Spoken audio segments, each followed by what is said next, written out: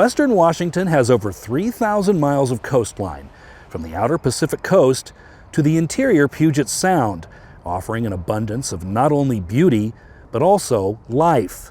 But along with concerns over climate change and pollution comes another threat: the invasion of the European green crab.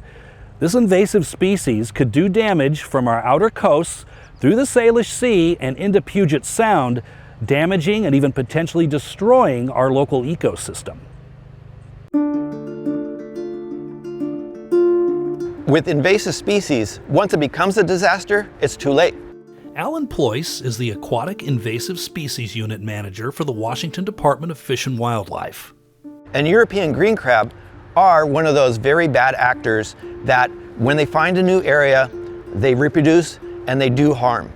Just last January, Governor Jay Inslee issued an emergency order after thousands of European green crabs were found in the Lummi Nation Sea Pond and on the outer coast.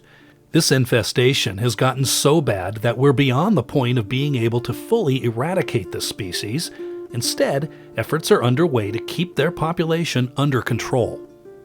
So our effort is to keep them under control, and control means below a threshold where they are less or not a harm to our environment, to the economy, or to cultural resources in the state. What that number is, we don't know. DFW is not alone in this fight. Local tribes have gotten involved and partnered with Fish and Wildlife to fight the European green crab invasion, including the Lummi and Makah tribes. This infestation is strongest in the Lummi Nation Sea Pond near Bellingham, where last year more than 70,000 green crabs were found. There's also major infestations on the outer coast, including Neah Bay, Grays Harbor, and Willapa Bay. But in recent months, the European green crab has also been found in the Hood Canal near Seebeck. And so we are working with our tribal co-managers. They are a critical partner in this, co-manager of this resource. And we're also working with the shellfish growers. We're working with whoever wants to help us in this endeavor. Taylor Shellfish is one of our area's top producers of locally sourced seafood. The company has also been heavily involved in advocacy for clean water, and they've joined this fight as this invasion poses a huge threat to their shellfish farms located throughout our region. Yeah, I think for now it's really more the unknown and the threat. Bill Dewey is the spokesman for Taylor Shellfish, and he's also a shellfish grower. He says that so far, trapping efforts appear to be paying off. And it's, hopefully paying dividends. We had a couple years where we caught about 100 each, and then this summer the trapping's been slow. I think we've only caught about 18 crabs so far after 2 months of trapping this year. This is a very simple area to trap, right? Yeah. But imagine channels everywhere. And you have Chelsea Buffington is a biologist for the Washington Department of Fish and Wildlife working on the Green Crab Project. The number one thing to look for European green crab to identify them are these 5 spines. Buffington has been trapping European green crabs on the outer Washington coast from Willapa Bay to this location in Grays Harbor near Westport, where there's a strong infestation. Willapa and Grays Harbor have pretty high populations. Typically any trap that we set, we see green crab in them. They ripped the heads off. They chopped up this sculpin.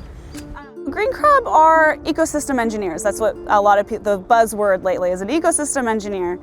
They outcompete with our native species. They are predators. They have very big appetites. They kind of eat anything that they can get their hands on. Given the size of the Washington coastline and multiple concerns over using chemical agents to control European green crabs, trapping has become the biggest and best weapon so far in this fight. These areas like behind me, it's just vast. We can't set a trap every nook and cranny, and there's not a lot of other options in terms of removal. And while trapping and containing these small crabs is no small task, those involved in this collaborative effort say that this isn't only a worthy fight, it's also a huge opportunity to control European green crabs before they can deal a devastating blow to Washington's fragile ecosystem. Most people say, well, if they're going to be here forever, why even try? And unfortunately, in the invasive species field, That's a common refrain. And our job has been, and we've been successful, to be able to say, we need to try, we need to do it, especially when we have such an incredible opportunity at the front end of an invasion of a very bad species that we can do something.